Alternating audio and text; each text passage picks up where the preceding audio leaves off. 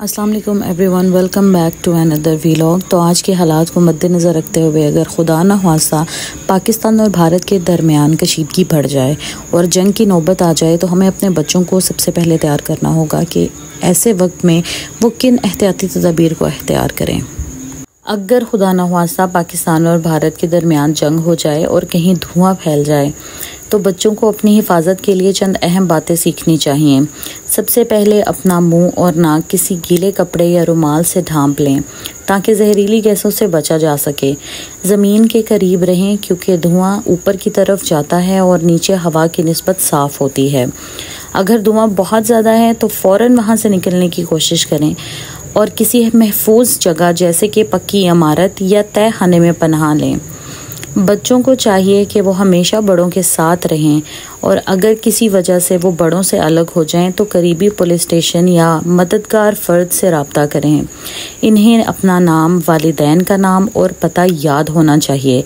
ऐसी सूरत हाल से बचने के लिए घरों में हिफाजती ड्रिल्स करना भी ज़रूरी है ताकि बच्चे वक्ते ज़रूरत सही इक़दाम उठा सकें।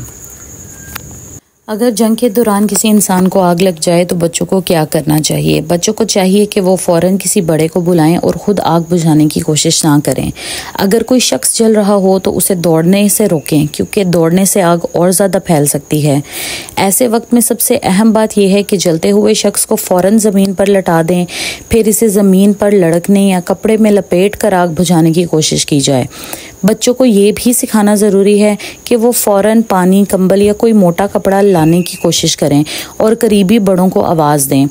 आग बुझाने के बाद जली हुई जगह को ठंडे पानी से धोना और तिब्बी इमदाद यानी फ़र्स्ट एड फराहम करना ज़रूरी है।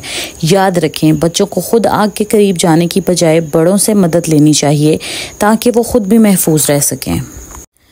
अगर जंग के दौरान बमबारी शुरू हो जाए तो बच्चों को अपनी जान की हिफाजत के लिए कुछ अहम बातें सीखनी चाहिए। सबसे पहले जैसे ही खतरे का सायरन या धमाके की आवाज़ सुने तो फ़ौरन ज़मीन पर लेट जाएं और अपने सर को हाथों के पीछे या किसी बैग के साथ ढांप लें। अगर मुमकिन हो तो फ़ौरन किसी पक्की इमारत, तहखाने या महफूज पनाहगाह में चले जाएं। खिड़कियों और दरवाज़ों से दूर रहें क्योंकि शीशा टूटकर आप लोगों को चोट पहुंचा सकता है। बाहर खेलने या अकेले जाने से गुरेज करें और हमेशा बड़ों के साथ रहें। बम के बाद कभी भी किसी गिरी हुई चीज़ या मशकूक सामान को ना छुएं क्योंकि वो ख़तरनाक हो सकता है। आजकल जंगों में ड्रोन का इस्तेमाल आम होता जा रहा है जो ना सिर्फ निगरानी के लिए बल्कि हमले के लिए भी इस्तेमाल हो सकते हैं। अगर कोई ड्रोन ज़मीन पर गिरा हुआ मिले तो बच्चों को चाहिए कि फ़ौरन उससे दूर हो जाएं। ड्रोन के करीब जाना ख़तरनाक हो सकता है क्योंकि इसमें बारूदी मवाद या ख़तरनाक पुर्जे हो सकते हैं। ऐसी सूरत में फ़ौरन अपने वालिदैन या उस्ताद या करीबी बड़े को इत्तला दें। अपनी जान की हिफाजत सबसे पहले है। होशियार रहें, महफूज रहें। हमें चाहिए कि हम स्कूल्स, मोहल्ले, कम्युनिटीज़ में बाकायदा इमरजेंसी ड्रिल्स करवाएं। इन ड्रिल्स का मकसद ये होना चाहिए कि लोग जानें कि किसी भी ख़तरे की सूरत में कहाँ जाना है, किसको इत्तला देनी है और ख़ुद को और दूसरों को कैसे महफूज रखना है। याद रखें, बच्चों की हिफाजत सिर्फ फ़ौज की नहीं, हमारी भी जिम्मेदारी है। इन हालात में हम सबको फ़र्स्ट एड की बुनियादी मालूमात होनी चाहिए। किसी बच्चे को बाजू पर चोट लगे, ख़ास तौर पर वर्टिकल या हॉरिजॉन्टल ज़ख्म आ जाएं तो हमें फ़ौरन और सही तरीके से बैंडेज करनी आनी चाहिए।